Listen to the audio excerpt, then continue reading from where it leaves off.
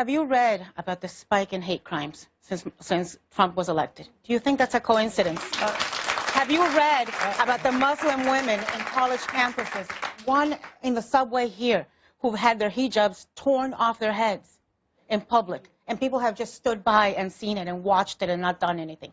You think that's a coincidence? The bottom line is Donald Trump released the Kraken. He unleashed the level of racism and division and hostility in America, and he justified it and empowered it. And now if he wants to govern, he needs to put it back, put that toothpaste back in the tube. I couldn't disagree with you more. Of course. I couldn't disagree with you more. But have you read about the spikes in hate crimes? Just because people misinterpret what someone says doesn't mean that that person is in the wrong. What Donald Trump focused on, legitimately, was ISIS and the influx of people coming in this country, harming this country. That, to me, is a legitimate thing to talk about. If people misinterpret that, there's always crazy people who take things and do dumb things. That's not Donald Trump's responsibility. Yeah. Donald Trump is going to stay focused, and I think he'll do a good job, and I think he'll get it done. Answer me. Do you think the spike in hate crimes is a coincidence since Trump got elected? No, I think, frankly, when people like Navarro and Van Jones get up and talk about white lash and how Donald Trump hates Muslims and all of the negative things that the press is spewing out there about what Trump's going to do, that's got people worked up more than anything else. So you think that when Van and I highlight some of this stuff, it's hate spewing?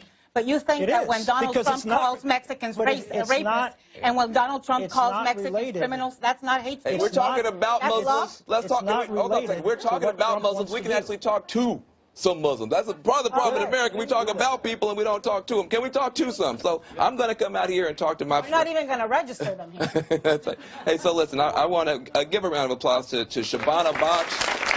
Now, look. This young lady is a young Muslim, and she is also a law student, and one of the young people that we're probably most proud of in the country because you're doing the right thing every day. Talk to us about your experience. Thank you. Good evening. And Anna, I agree with everything that you just said. As the results came in from the recent election, I personally saw the devastation and the fear in the eyes of my fellow Muslim family members, my friends. As you mentioned recently, the incident with the young 18-year-old college student who was violently attacked in New York City going on the subway to get to school for wearing a hijab. What were they chanting when they snatched her hijab off? Go back to your country, go home, you're not American.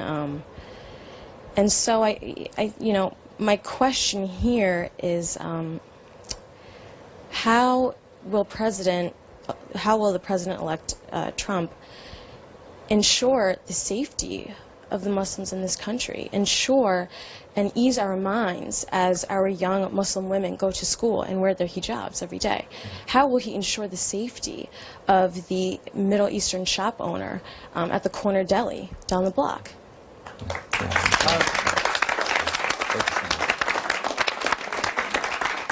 I think going from an Obama presidency to a Trump presidency, you should feel much better about religious liberty, because Barack Obama attacked religious liberty more than any president in the history of this country. False. And Donald Trump has said he's going to appoint justices, he's going to have a law enforcement that's going to make sure that religious liberty is vibrant, which means all religions.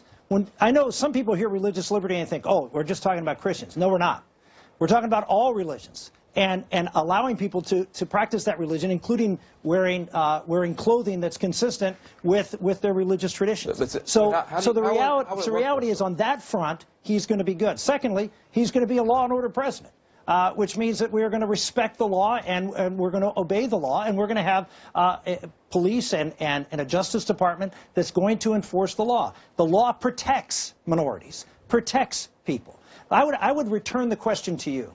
What is it that Donald Trump said? Not what other people have done. There's always people who are going to do mean things and take things. What are you concerned about that Donald Trump has said that's going to affect your life with respect to being a Muslim?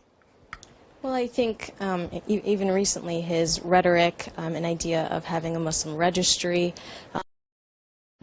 things of that nature. His campaign was based on a platform of hatred for all that's different, for something that is not the majority. And I am of a minority background in faith. My parents immigrated here from outside of the country, so I think that his rhetoric, his base, his platform, although maybe not all of his comments are directed specifically at Muslims, but they are targeting those minorities and anything that is different to him. Thank you. Can we talk a little bit? Well, I really appreciate it. Can you let me answer her question, though, about what Donald Trump is going to do? I think, forget what Donald Trump is going to do. He's had a chance in the last 3-4 weeks, in the last month since being elected, to go out and give unity speeches, to go out and heal the wounds, to go out and be the unifier. He hasn't done it. It's up to us to stand with you. It's up to you to stand with your community. It's up to you to make sure that the press knows every time that there is a hijab torn off a head. It's up to us to make sure that America sees these wounds and these the hurt and the fear that's out there. If you ask me to figure out a silver lining to the Donald Trump presidency and election, I think it's that we can no longer pretend the racial divisions, the divisions and hostility in America don't exist. We can no longer sweep it under the rug. And we are in a crux in the road. We either address and fix it, or we're going to be very torn as a country. Senator, I want you to respond, and then I have my own question, and then we'll be moving on. But Senator.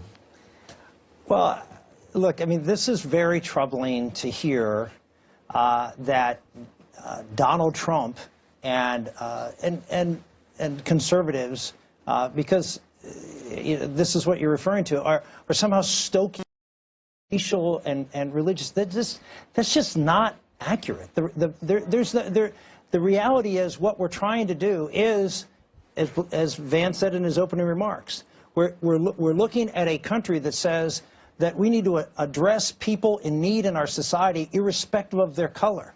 I think Donald Trump's message, this populist economic message, the message about putting America first, the message about improving the quality of working men and women, actually is going to, over time, appeal to a lot of African Americans and to a lot of Hispanics who find themselves in that situation, and all they're being talked about right now is race, bigotry, dividing, and just focusing on color, focusing on gender, instead of focusing on condition and trying to raise that condition up. Well, I tell you, first of all, you may well be right, honestly. If, in fact, Republicans like Paul Ryan, who's been talking about an anti-poverty agenda, if, in fact, that Donald Trump does follow through and does do that reach out that you were bragging on him for, he may, in fact, change a lot of minds. But where we are right now, there's a lot of distrust. One of the things. Give the man a chance. I'm gonna give him a chance, but I'm not giving him a pass. Yeah, but so, I mean, I have a question for you. He's given many unity speeches, contrary to what I understand. But you know what? I remember when George W. Bush went to a mosque, and right after 9/11, and you applauded him for it, and the whole world did. I hope at some point he'll do that. But I want to ask you a tougher question. It's a deeper question about our relationship now to the Muslim community in the United States. Right now, the Muslim community is awesome. If a Muslim family moved next door to me, I would be the happiest person in the world, because the chance of my kids getting in trouble just went way down. Just went way down, because they have high educational attainment. They're your their faith, their family, they're hardworking. This is a model American community. And yet, isn't there a danger? I know, listen, I know where your heart is, sir. But isn't there a danger that this level of miscommunication and this level of misunderstanding could drive a model community to the margins and actually create the very thing you're afraid of, which is extremism? Are you worried about that? No, I'm really not, because I don't see anything that Donald Trump's going to do that's going to marginalize Muslim families who are, just as you described, decent, law-abiding, achieving people in our society. And I have friends, many of them, who fit that bill. But at the same time, Donald Trump is concerned about Muslim families and Muslim clerics, not just overseas, but some here in this country, who are supporting radical Islamic things, and we need to be able to identify them, and we need the Muslim community to work with us to resist that. We are going to be having this conversation